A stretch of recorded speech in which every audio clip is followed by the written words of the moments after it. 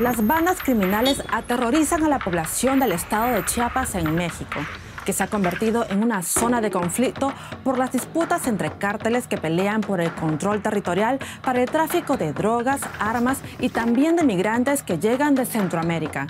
La población está atrapada entre el fuego cruzado. Muchos han sido víctimas de tiroteos, extorsiones y secuestros. También hay denuncias de que los grupos criminales están reclutando a niños y jóvenes bajo amenazas. Muchos residentes han tenido que huir por la violencia, abandonando sus hogares. El 1 de junio, el gobierno de AMLO envió 1.500 agentes, entre militares, Guardia Nacional y policías, a frontera Comalapa, municipio ubicado en el límite entre México y Guatemala, luego de una escalada de violencia. 7 días de choques armados entre bandas criminales. Sin embargo, algunas personas que no aprueban la presencia de los cuerpos de seguridad bloquearon la carretera para impedirles el paso. Estamos para que no nos sigan fastidiando las autoridades, que son los militares, son los que nos vienen acá a nosotros. Nosotros estamos tranquilos. Pero otros los han recibido con alivio.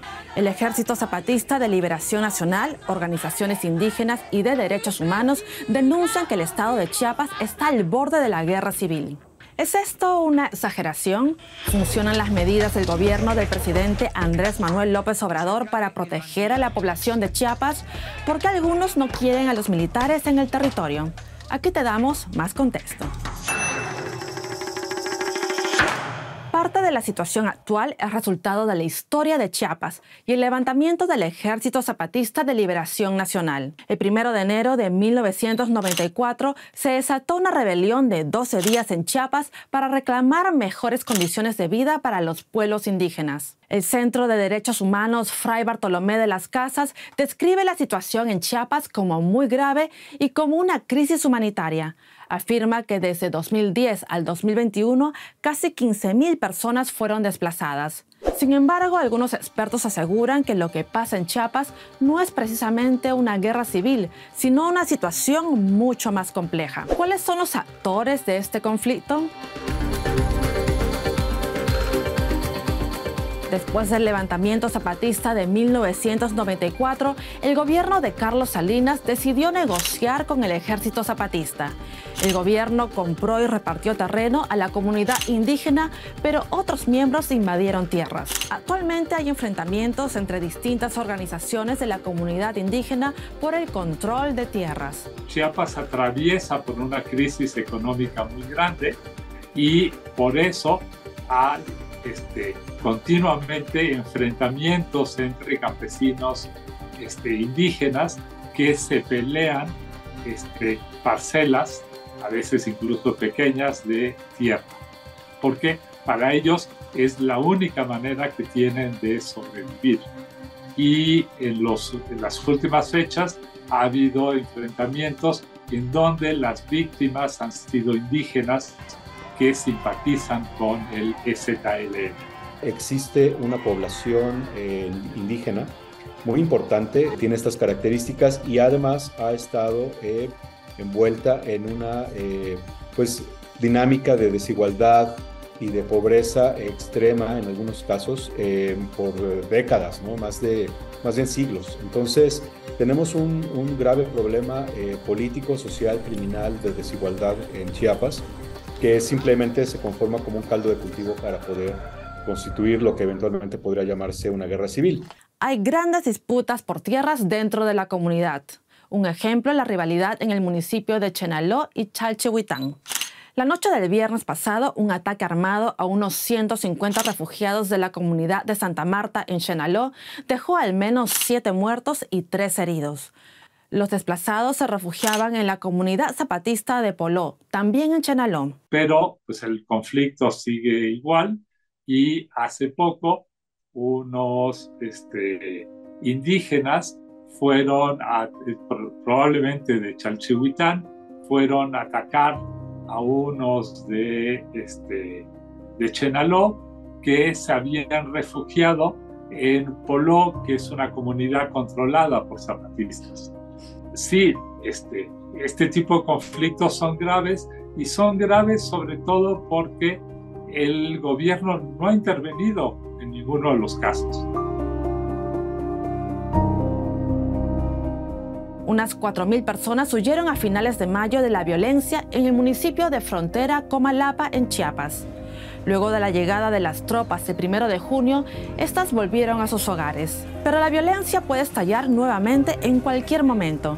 En los últimos 2 años aumentó la presencia de cárteles que se disputan el control territorial. La situación de violencia se intensifica con la presencia de paramilitares y grupos de autodefensa.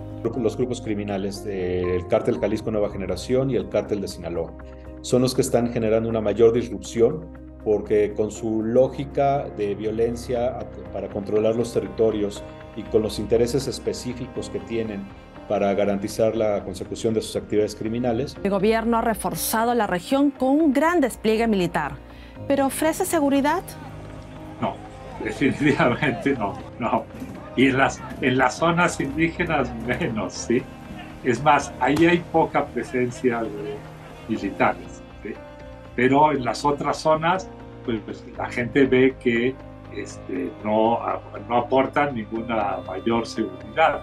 ¿Sí? De hecho, las cifras muestran que la militarización en esta zona no ha logrado disminuir la violencia. El gran problema viene desde el año 2000, en donde el presidente Calderón decidió utilizar al ejército para controlar a los grupos criminales que aparecían en algunas partes del norte. Pero está perfectamente documentado que cuando llegaron los militares a esas ciudades, si bien la tasa de homicidios disminuyó fuertemente en los 6 meses siguientes, después de eso se disparó a niveles gigantescos. Según expertos, el gobierno federal desplegó a la Guardia Nacional al estado de Chiapas y a la frontera con Guatemala específicamente para tratar de contener los grandes flujos de migrantes de Sudamérica y Centroamérica. En realidad ese despliegue ha sido enfocado principalmente a contener la migración, no ha sido exitoso. Entonces esto lo que ha provocado justamente es que este despliegue pues tenga estas características y tenga estos objetivos, dejando de lado todos los que tienen que ver con el tráfico de drogas en específico, y en absoluto inciden en esta confrontación político-social por paramilitares, autodefensas, caciques y demás. Entonces, en realidad, pues el despliegue del gobierno federal ha sido demasiado focalizado a un tema sobre el cual pues no tiene capacidad de control. Además, la población local acusa a la Guardia Nacional y al Ejército de cometer asaltos, desapariciones y ejecuciones a civiles. La década de los 60, por lo menos, se tiene información de que han cometido tanto desapariciones de personas como violaciones sobre mujeres indígenas, y también han cometido diversos abusos en el ejercicio de su autoridad, golpeando y saqueando algunas de las comunidades indígenas en Chiapas. Entonces, este estado, al igual que Guerrero en México, tiene una larga tradición, en ese sentido, una mala tradición, en la relación que tienen las comunidades indígenas particularmente con respecto a las Fuerzas Armadas del gobierno mexicano. Varios aspectos contribuyen a la violencia en Chiapas. Por un lado, la pugna por la posesión de territorio entre comunidades indígenas. Por otro, los enfrentamientos entre bandas criminales, paramilitares y organizaciones de defensa, grupos altamente armados. Y finalmente, los militares que buscan crear un cerco territorial para controlar la criminalidad y la migración. Por definición, la situación en Chiapas no es una guerra civil, con 2 bandos con políticas e ideologías definidas, sino más bien un grave y complejo conflicto en el que participan varios actores con distintos intereses, que si no se soluciona provocará más desplazamientos, desapariciones y homicidios.